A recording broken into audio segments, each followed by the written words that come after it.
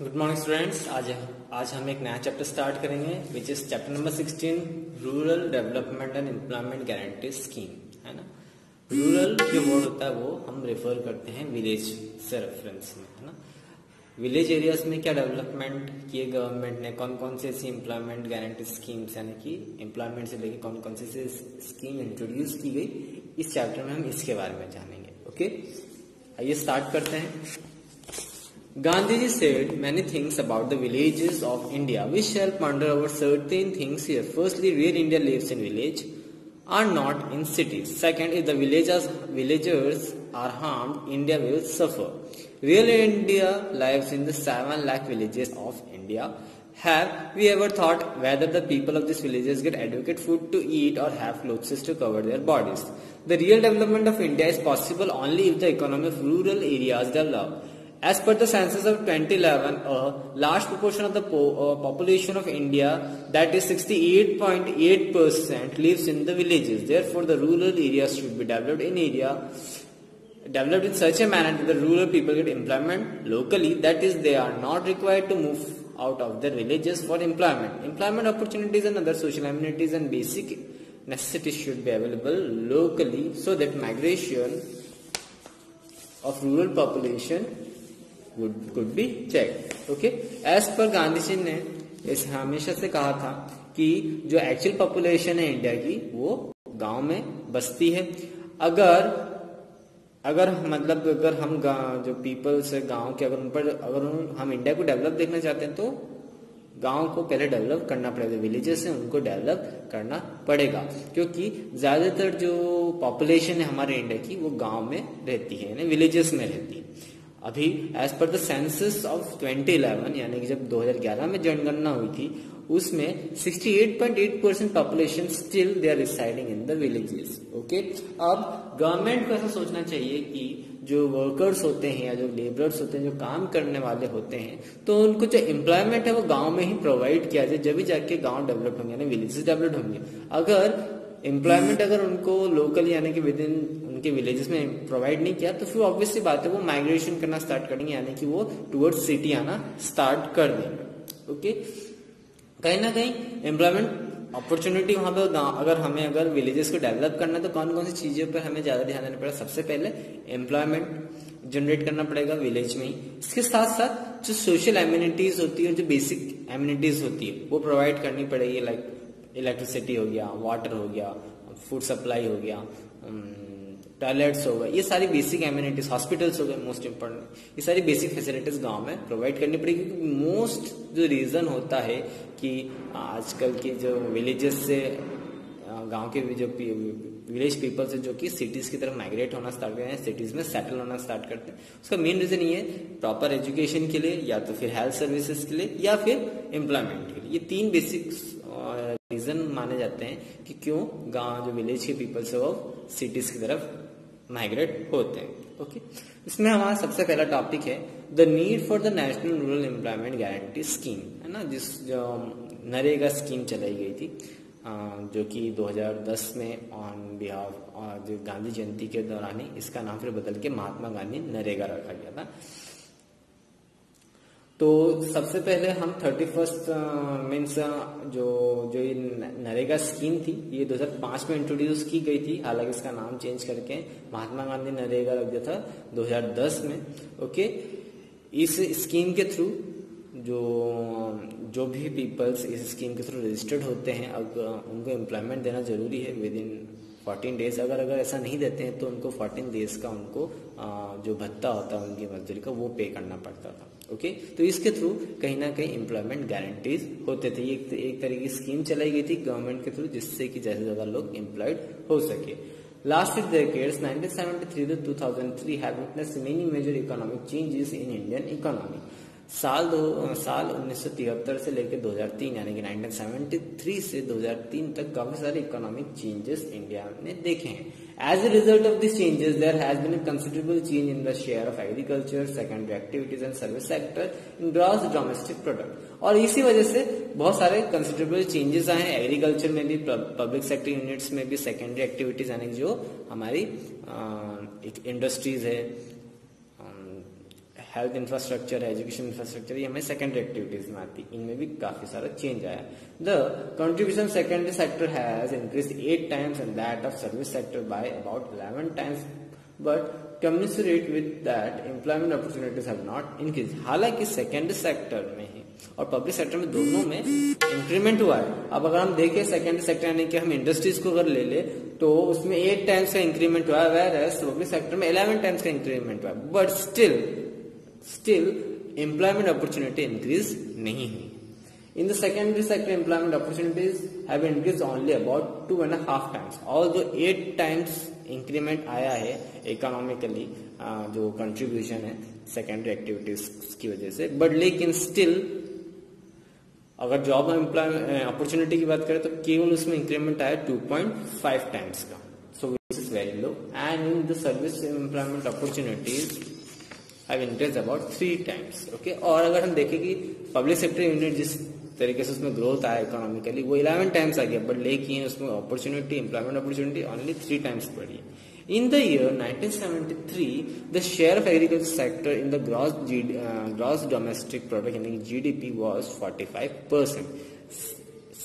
In the year 1973 agriculture यानी खेती बाड़ी से जो ग्रॉस डोमेस्टिक यानी कि जो ऐसा प्रोडक्ट जो कि हम खुद प्रोड्यूस कर रहे हैं, है ना, तो इसको हम बोलते हैं ग्रॉस डोमेस्टिक प्रोडक्ट यानी कि जीडीपी, यानी कि कितना प्रोडक्शन हम कंट्री में कर रहे हैं, वो उसमें एग्रीकल्चर कंट्रीब्यूशन कितना था 45%, सेकेंडरी सेक्टर का 30% और पब्लिक सेक्टर का 25%।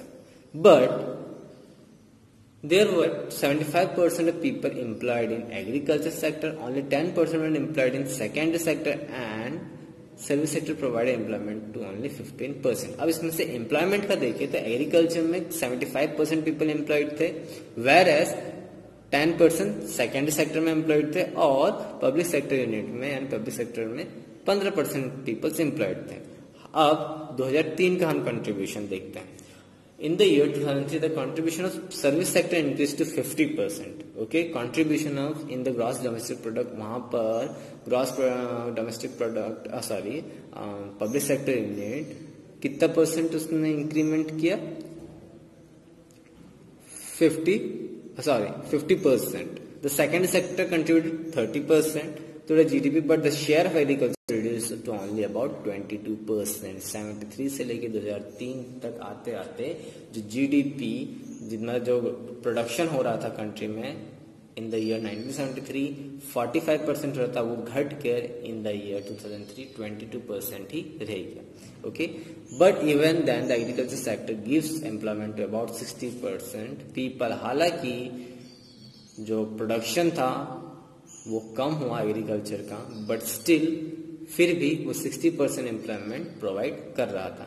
It is just clear that the number of people employed in the agriculture sector are more than the needed number. इसका मतलब ये है कि जो नंबर ऑफ पीपल जितने भी एम्प्लॉयड है एग्रीकल्चर सेक्टर में वो ज्यादा है ना। मीन्स देखिए, आप प्रोडक्शन देखिए, यहाँ पे 22% प्रोडक्शन रह गया। एक टाइम था जब 45% प्रोडक्शन कर रहा था, बट स्टिल वहां पे जो एम्प्लॉयमेंट थी वो 75% थी, यानी कि ठीक है आप 45% प्रोडक्शन कर रहे हो तो इस हिसाब से आपको 75% की रिक्वायरमेंट है आपके पास एम्प्लॉयमेंट या फिर मतलब एम्प्लॉयज की जो आपको काम करके दें। अब आपका कंट्रीब्यूशन कितना रहेगा एग्रीकल्चर प्रोडक्ट्स में? ओनली 22%, बट स्टिल हम 60% लोगों को एम्प्लॉय कर रहे थे। इसका मतलब क्या है कि जितनी amount of employment required agriculture में उससे कहीं ज्यादा लोगों को एम्प्लॉयड कर रहे हैं। इसका मतलब यह है कि इस केस में इसको हम बोलते हैं डिस्गाइज्ड एम्प्लॉयमेंट। यहाँ पर व्यक्ति का यूज नहीं हो रहा है या फिर उस लेबर का यूज नहीं हो रहा है, हम फालतू में उसको पे कर रहे हैं क्योंकि हम प्रोडक्शन तो गिर गया, बट स्टिल हम वहां पे ज्यादा से ज्यादा लोगों को एम्प्लॉय कर रहे हैं। तो कहीं ना कहीं ये एक ड्रॉबैक है। Okay, Therefore, if some of the manpower is diverted from agriculture to other sector, agriculture production will remain unaffected. तो इसका मतलब ये है कि अगर हम इस कुछ जो ये इतने सारे पीपल 60% ऑफ पीपल जो एम्प्लॉयड है through agriculture, in man power को, इन पीपल्स को अगर हम डाइवर्ट करते किसी और सेक्टर में तो उससे एग्रीकल्चर को फर्क नहीं पड़ेगा और जो ये जो पब्लिक सेक्टर यूनिट है या फिर जो सेकेंडरी यूनिट है इनमें प्रोडक्शन बढ़ता जाएगा। This indicates the type of unemployment in our rural economy. It may be called as disguised employment.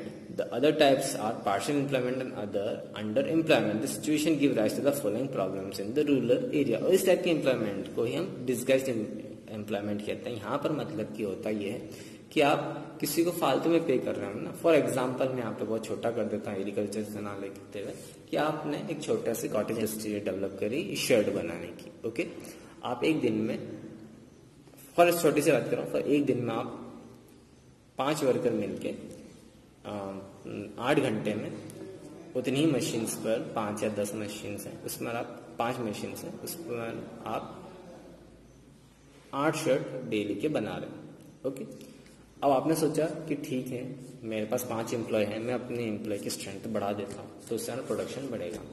आपने और 3 एम्प्लॉय हायर कर लिए, बट स्टिल आपने 3 एम्प्लॉय हायर कर लिए, पहले 5 थे अब 8 एम्प्लॉय हुए, बट स्टिल उतने ही टाइम में है ना, उतने ही टाइम में और उतने ही मशीन्स में स्टिल आप कितने ही शर्ट डेली के बना पा रहे हैं? 8। तो यहाँ पर आप 3 जनों को फालतू पे कर रहे हैं, बिकॉज 5 जने भी आपको 8 शर्ट बना के दे रहे थे और ये 8 जने भी आपको 8 शर्ट बना के दे रहे हैं उतने गिवन पीरियड ऑफ टाइम में। तो ये 3 लोग जो फालतू एम्प्लॉय कर रहे हैं इसको हम बोलते हैं डिस्गाइज्ड एम्प्लॉयमेंट, है ना। हम उनको फालतू में पे कर रहे हैं, हालांकि वो एम्प्लॉयमेंट में गिन रहे हैं कि हाँ भैया वो एम्प्लॉयड है, बट स्टिल वो कोई ऐसा कोई खास काम नहीं कर रहे, ना कोई कंट्रीब्यूशन कर रहे। सेम चीज एग्रीकल्चर में भी होती है ना। आपके फैमिली मेंबर्स हो सकते हैं, कोई भी हो सकता है, वो काम कर देते हैं, है ना।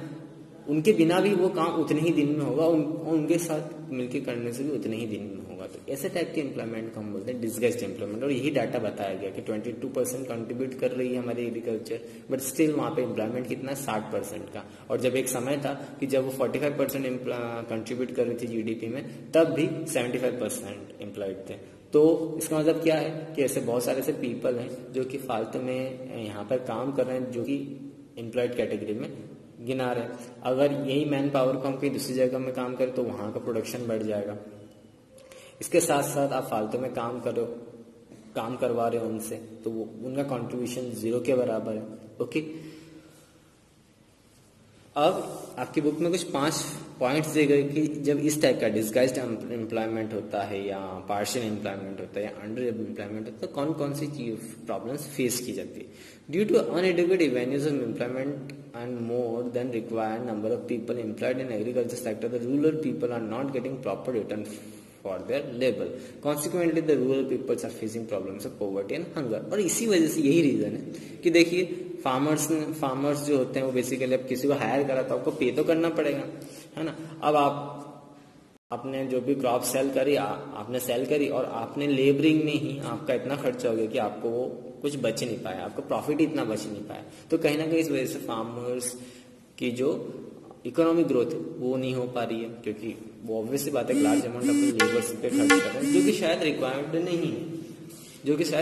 नहीं है। ओके, अब सेकंड पॉइंट ये आता है the people are economically insecure due to the limited employment opportunities in the rural areas. अब जैसे गाँव में क्या होता है कि जो लेबर्स होते हैं स्पेशली वो क्या करते हैं, वो सस्ते में काम करने के लिए रेडी हो जाते हैं, क्योंकि वहाँ पे कंपटीशन बहुत ज्यादा था, बहुत सारे पीपल्स अवेलेबल होते हैं, तो वो बोलते हैं कि नहीं मैं इससे और कम में काम कर दूंगा।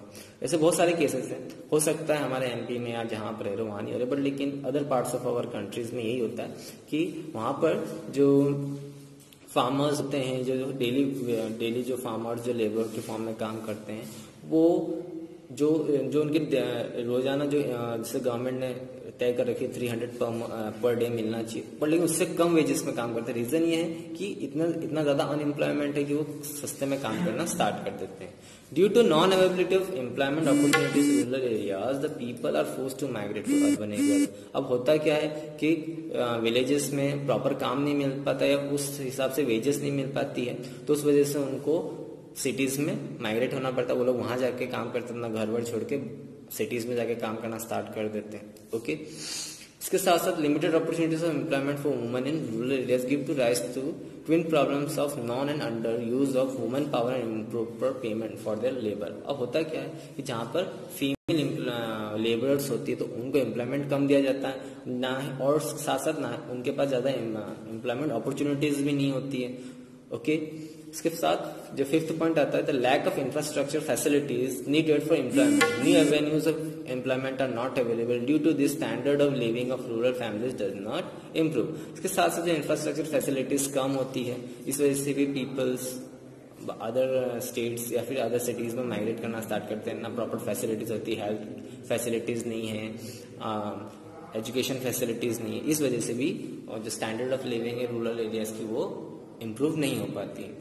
The solution of the aforesaid problem lies in providing economic security to the rural people. Therefore, it is necessary to provide employment to the rural peoples as and when they need. Beside new and perennial employment avenues need to develop in the rural areas. अब इसका इन सारी problems का solution एक ही है कि ज़्यादा से ज़्यादा एम्प्लॉयमेंट विलेजेस में प्रोवाइड करवाया जाए। इसके लिए क्या करना पड़ेगा, हमें कॉटेज इंडस्ट्रीज या स्मॉल इंडस्ट्रीज डेवलप करनी पड़ेगी, ताकि जब ऐसा टाइम आता है एग्रीकल्चर टाइम में, जब 2 से 3 महीने का ऐसा टाइम आता है जब कि ज़्यादातर जो गाँव विलेजेस में जो पीपल्स होते हैं वो अनएम्प्लॉयड रहते हैं, क्योंकि उनका सीजनल चेंज होता है, तो उस दौरान वो कुछ काम नहीं कर पाते हैं अपने खेतों में, तो वो 2 से 3 महीने भी अनएम्प्लॉयड रहते हैं। उस 2 से 3 महीने के दौरान अगर गांव में कोई कॉटेज इंडस्ट्रीज होगी तो वो लोग वहाँ काम कर पाएंगे। और जो एक्स्ट्रा लेबर में जैसे हम जो डिस्गेस्ड एम्प्लॉयमेंट हो रहा था कि जितना परसेंट जो लेबर हमें नहीं लग रहा, फिर भी हम अपने खेतों में लगा रहे हैं, वो जो फालतू के जो लेबर्स को हम पे कर रहे हैं वो कहीं ना कहीं इन इंडस्ट्रीज में काम करने लग जाएंगे, क्योंकि वहाँ उनको पे स्केल मिलेगा।